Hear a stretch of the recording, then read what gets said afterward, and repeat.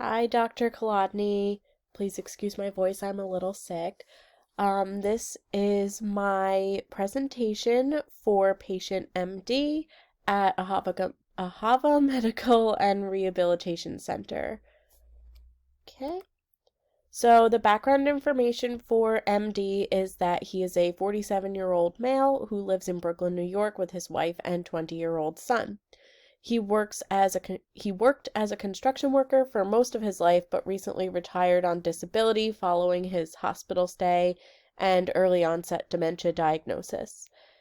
MD says he is not as social as he used to be around friends and family, and that he does not frequently leave the house anymore.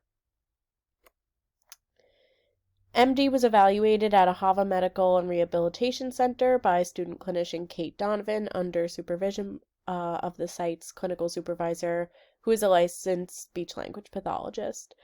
He was referred for a speech and language evaluation by his medical doctor at NYU Langone Hospital in Sunset Park following his discharge from the hospital in August 2021 concerning his short-term memory skills. He was officially diagnosed with frontotemporal early onset dementia in November of 2021, which he states was the cause of his father's death in the late 1990s. He did not come to the facility with prior speech and language goals, though he was treated by an SLP briefly during his hospital stay. His current treatment goals were written by myself and approved by the site's clinical supervisor. MD was hospitalized for COVID-19 on August 23, 2021. He was put into a medically induced coma on August 25th and remained in the coma for 3.5 weeks. He was on a ventilator for the majority of his hospital stay, and he contracted an infection at the site of his tracheostomy tube after it was removed, warranting an extra week in the hospital. MD saw a speech pathologist while he was in the hospital to address his short-term memory difficulties that he had post-COVID. According to the patient, he worked on repeating sentences that she read to me while in the hospital, but that is all that he remembers about speech pathology while he was in the hospital, and he claims that it did help him improve his short-term memory. MD's medical history includes type 2 diabetes, hypertension, neuropathy in his right hand and in both feet, and he is right-handed. Color blindness, mild hearing loss, lung nodules due to post-9/11 air toxin exposure. He is reliant on the use of a catheter, has a history of tracheostomy and feeding tube during his hospital stay, and he actually has a catheter right now and is reliant on the catheter, even though once he was discharged from the hospital. Also COVID-19, and most recently frontotemporal early onset dementia. So for COVID-19 related cognitive difficulties, recent research has shown that many patients who recover from COVID-19, particularly those who were hospitalized, suffer from lingering cognitive deficits that may include brain fog, which could be confusion, disorientation, etc., short-term memory difficulties, and some long-term memory deficits, though these were less common. Research has also shown that COVID-19 survivors, also called long haulers, may continue to have respiratory difficulties such as shortness of breath.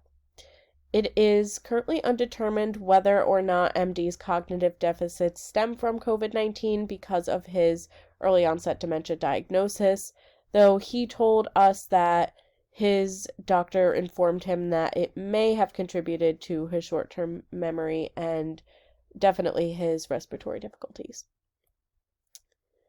So for frontotemporal early onset dementia, research has shown that it is a neurodegenerative disease that causes atrophy mainly to the frontal and temporal lobes of the brain, and research has shown that patients with FTD tend to have faster deterioration both functionally and cognitively than patients with Alzheimer's disease or other types of dementia. MD's concerned mostly about his short-term memory skills. In particular, he fears that he will forget to take his medications and make/keep appointments with his doctors and therapists. He reports that he writes things down as much as possible, though it's difficult to read his handwriting due to the neuropathy in his right hand. He also asked the student clinician if she could look into Android applications that he could download onto his phone in order to help resolve the problem, which we did look into in one of our sessions, and we ended up finding some ways that he could text-to-speech some of the things that he wants to write down in his notes app. So MD did have a modified barium swallow study while he was in the hospital following his 3.5-week medically induced coma.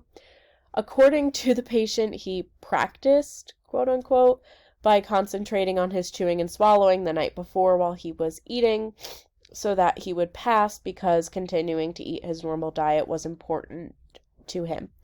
The supervising SLP at the facility informed him that this would not have impacted his test results if he did show signs of impaired swallowing function, such as aspiration. The evaluating facility does not have access to the results of his MBSS, but according to the patient, he passed and continues to eat the way he did before. Through questioning, the student clinician found that his normal diet consists of thin liquids and regular solids. So the mini mental state exam is a screening tool used to assess a patient's cognitive abilities. It is one of the most widely used screening tools for cognitive and possible cognitive impairments. But recently, research has shown that the MMSE has come under fire for its limitations that may prevent certain populations based on education levels, reading abilities, etc., from participating. But seeing as MD did not fall into one of these populations based on his education level and his reading abilities, so on, his scores may reflect inaccurate detection of a cognitive deficit. These are his pictures of his results. So I don't know if you could see it all the way at the bottom there, but his total score was a 16 out of 30. And that is the picture that he drew, which I believe had 9 angles. Not all 10, but they did intersect. The RIPA-2 was administered by the student clinician, myself, under supervision in order to assess the client's cognitive linguistic abilities. The test was administered in one 1-hour session, and his scores were reflective of a marked cognitive linguistic deficit. Nearly all of his responses followed a delay and were tangential in nature. He actually has a habit of going on tangents quite frequently, so that was to be expected. And these are his RIPA-2 scores in a chart. So MD's long-term goal is that the patient will improve short-term memory skills by recalling new information provided with moderate verbal cues, and he has 2 short-term goals, which are at the end of a 30-minute session, the patient will recall 3 unrelated words provided to him at the beginning of the session by the clinician with 80% accuracy given moderate verbal cues. And the patient will recall 1 detail from a 3-sentence paragraph presented to him orally after periods of time that increase in length as the patient continues to answer correctly. So conversation and socialization are an important part of dementia intervention because it improves their abilities to socialize in their daily lives and decrease feelings of isolation and depression. Spaced retrieval of information allows the patient to improve their short-term memory skills by holding on to pieces of information for short intervals of time. Eventually, these intervals get longer and longer until the information becomes part of their long-term memory. The paragraphs used for short-term goal number 2 will be about functional activities that the client may encounter in the real world, such as grocery shopping, ordering food at a restaurant, making doctor's appointments, etc. And the use of functional information in speech-language pathology helps the patient take what they work on in sessions and carry it over into the real world. So we have been working with spaced retrieval training, which is an intervention strategy used with patients who have dementia in order to improve their short-term memory skills. During SRT, the patient is asked a question. The question could be as simple as, what is the name of the facility, or as complex as providing a multi-sentence scenario and asking the patient to recall a specific detail of the scenario, which is what we did. The retrieval times begin at 15 seconds and then increase to 30 seconds, 1 minute, 2 minutes, 4 minutes, 8 minutes, and 16 minutes. And at each interval, if the patient answers incorrectly, that interval would be repeated. Sorry. So simple questions such as, what is my name, were asked first, and the clinician noted that the patient was able to answer these questions correctly on the first try at each interval. Then questions became more complex as the clinician began to orally present 3-sentence paragraphs and ask the patient to recall one specific detail, such as, what did Susan need to buy from the store? The patient showed more difficulty with these, and so this approach continued. Currently, the client consistently recalls information after 1 minute, but does have some difficulty with 2 minutes and beyond. And these are some pictures of some of his SRT results that we were working on.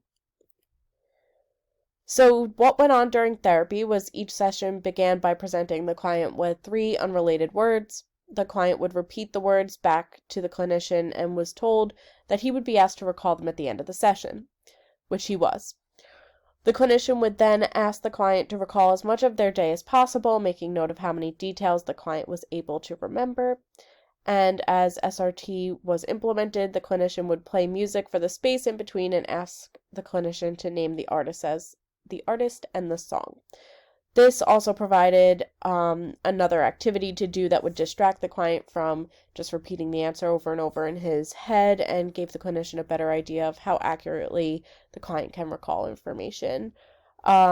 Music was chosen based on genres of music that MD said he enjoyed listening to when the clinician was building rapport with him. So for continuation of treatment, MD remains a patient at AHAVA as his insurance company allows him 30 visits before the end of the year, and they will renew in January. He attends therapy 3 times a week religiously and never misses a session. According to MD, he is currently on a waiting list for speech services, occupational therapy, physical therapy, and psychological counseling at NYU in Sunset Park, and that he does plan to leave AHAVA when he gets off of the waiting list. And these are my references. So that is all. Thank you.